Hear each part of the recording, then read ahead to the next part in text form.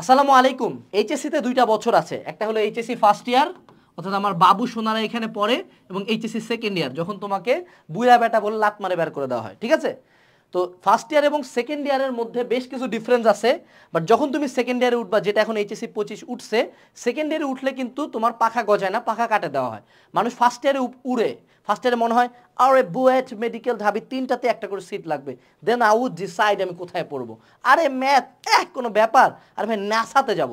তারপর কলেজে first year ফাইনালে একদম এরকম এরকম একটা দেওয়ার পরে তখন রিয়েলাইজ করো, তখন তুমি সেকেন্ড ইয়ারে উঠে যাও। যদিও সেকেন্ড ইয়ারে উঠাটা আমরা রিয়েলাইজ করতে করতে আরও 3-4 মাস চলে যায়। যেমন তোমরা কখন বুঝবা তুমি সেকেন্ড ইয়ারে উঠছো? যখন তোমার জুনিয়র ব্যাচের এসএসসি শেষ। এসএসসি শেষ হওয়ার পরে কিন্তু কিছু পোলাপান অলরেডি এইচএসসির পড়াশোনা শুরু করছে, অর্থাৎ ওরা এবার হয়ে গেছে ধরো এইচএসসি 26 বা এইচএসসি ফার্স্ট ইয়ার, আর তুমি হয়ে গেছো এইচএসসি সেকেন্ড ইয়ার, আর তোমাকে বুইরা ব্যাচ এইচএসসি 24 ব্যাচ অপেক্ষায় আছে, এখন এইচএসসি দিবে। এরা হলো ধরে নেওয়া যায় আর 1-2 মাসের মধ্যে অফিসিয়ালি অ্যাডমিশন ব্যাচ হয়ে যাবে। সো তুমি এখন কিন্তু অফিসিয়ালি সেকেন্ড ইয়ারে। তো সেকেন্ড ইয়ারে উঠার পরে বেশ কিছু মানে জানলেওয়া মিস্টেকস জানলেওয়া গলতি, এগুলা ভুল যদি তুমি করো একদম তীব্র মারা নিশ্চিত। পয়েন্ট নাম্বার 1, অত্যাধিক teacher private platform.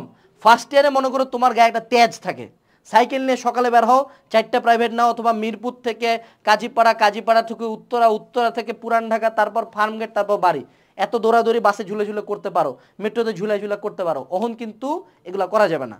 Second year মানে I have to get focused, অর্থাৎ আমার এখন 4টা প্ল্যাটফর্মের লাইভ ক্লাস করা যাবে না, ফেলাও, গ্রুপ লিভ নাও, 4টা টিচারের কাছে প্রাইভেট পড়া যাবে না, বাদ দাও, বাসায় যে 3টা টিচারের পড়তে বাদ দাও। শুধুমাত্র যেগুলা ম্যান্ডেটরি, অর্থাৎ যেই কোর্স, যেই বই, যেই স্যার, যেই ভাইয়া ম্যান্ডেটরি, শুধুমাত্র সেটা পড়ো। আরও বেস্ট হয় এক জায়গায় সব পড়ো। যেমন আমাদের একাডেমিক টু অ্যাডমিশন কোর্স, এটা সেকেন্ড ইয়ারের জন্য গোল্ড মাইন। কেন জানো? তোমার আমি 2 দিন পর পর বলবো না আমার এই সাইকেলে ভর্তি হও, আমি 2টো চ্যাপ্টার পড়েছি আর 2টো পড়াবো না। আমি এখানে তোমার একাডেমিক থেকে একদম মনে করো ঢাবিতে চান্স পায় আমার সাথে দেখা করে ছবি তোলা পর্যন্ত যা কিছু লাগে সব কিছু দিয়ে দিছি, একটাতে সব পাবা গোছানোভাবে, এটা নিতে পারো। গেল 2 নাম্বার পয়েন্ট, বাবারা এইচএসসি 24 ব্যাচকে বলছিলাম না, এই তো সিলেবাস শেষ হয়েছে, ঠিক তেমনি 25 ব্যাচ 2 দিন পর পর একটা কথা শুনতে হবে, বা সেকেন্ড ইয়ারে যারা আছে 2 দিন পর পর একটা টার্গেটে রাখতে হবে, সিলেবাস শেষ করতে হবে। তুমি কি জানো, আপনি কি জানেন বাংলাদেশের 70% শিক্ষার্থী এইচএসসি পরীক্ষার আগের দিনেও সিলেবাস শেষ করতে পারে না? আপনি কি যেটা জানেন? বাস্তবতা এইটাই, 70% স্টুডেন্ট সিলেবাস শেষও করতে পারে না। এরা সিলেবাস শেষ করে বোধ করে ভর্তি পরীক্ষার টাইমে যায়। তুমি কি 70% থাকতে চাও? কারণ ভর্তি পরীক্ষায় চান্স পায় হলো 10%, 10% স্টুডেন্টের জন্য পাবলিকে সিট আছে। তো অবশ্যই সেকেন্ড ইয়ারের মূল টার্গেট একটাই, বেসিক ফেলাও, বড় ক্লাস ফেলাও, টাইম ওয়েস্ট ফেলাও, যত দ্রুত by hook or by crook syllabus শেষ করতে হবে। তুমি যত আগে সিলেবাস শেষ করবা তত দ্রুত তুমি গ্যাপ ফিল আপ করতে পারবা, তত দ্রুত তুমি রিভিশন করতে পারবা, তত দ্রুত তুমি অ্যাডমিশন নিয়ে চিন্তা করতে পারবা। তোমার যদি পরীক্ষার আগের দিন পর্যন্ত সিলেবাসই টানতে হয়, তাহলে তোমার অ্যাডমিশনে কী হবে এটা তুমি বুঝে নিও, ঠিক আছে? এরপরে চলে আসো parallel reading. What is parallel reading? Basically অ্যাডমিশনের পড়াশোনা শুরু করা। এখন কেউ যদি সেকেন্ড ইয়ারে উঠেও অ্যাডমিশন নিয়ে চিন্তা ভাবনা না শুরু করে, তাহলে তাকে আল্লাহবাদে কেউ বাঁচাইতে পারবে না।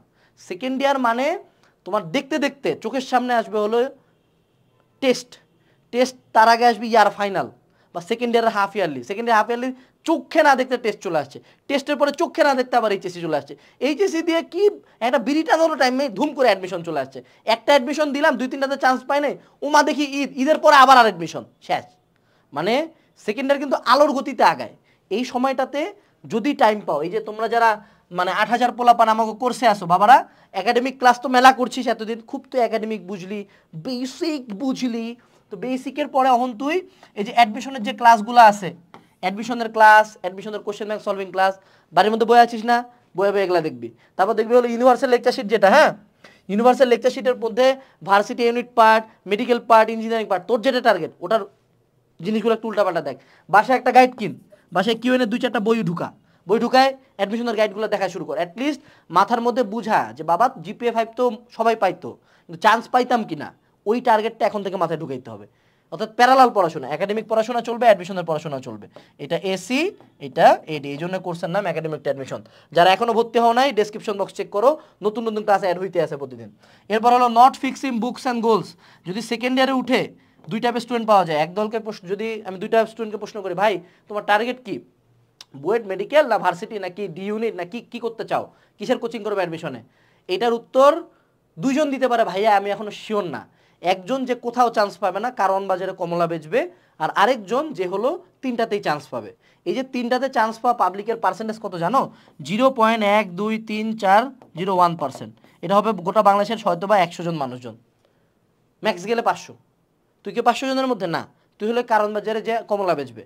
তো এখন এই উত্তরটা দেওয়া যাবে না, কি কোচিং করবো জানি না। এখন খুব ভালো মতো জানতে হবে আমার টার্গেট কি।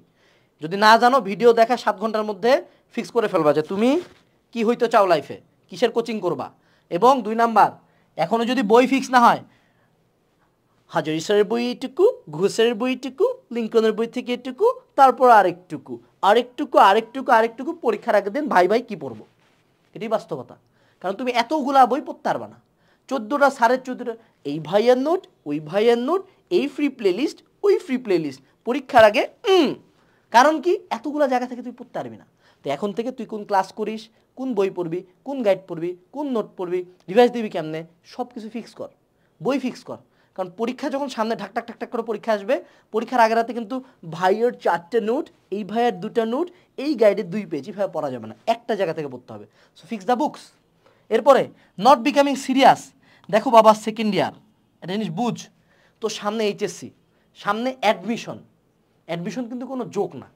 আমরা এক এক ভিডিওতে এক এক কথা বলি, কখনো বলি অ্যাডমিশন লাইফে ম্যাটার করে না, আবার কখনো বলি না অ্যাডমিশন লাইফে ম্যাটার করে। বাস্তবতা হইলো অ্যাডমিশন লাইফে ম্যাটার করবে। আগামী 2 বছর অ্যাডমিশন, 2 বছর না, অ্যাটলিস্ট 1 বছর, আগামী অ্যাটলিস্ট 1 বছর অ্যাডমিশনে যদি সফল হও, পুরা দুনিয়ার রাজা তুমি। পরে যদি ব্যর্থ হও, তোমার সবাই ভরবে। ফেসবুকে যে ভাইয়া আসে এত বড় স্ট্যাটাস দিছে, বুয়েট আসলে ম্যাটার করে না, ওই ভাইয়ার প্রোফাইলে যে ক্লিক করবা, ওর প্রথম প্রোফাইল পিকচারটা হলো এমনে, ওর ব্যাচের ব্যানারের সামনে এমনে দাঁড়ায় আছে, ঠিক আছে?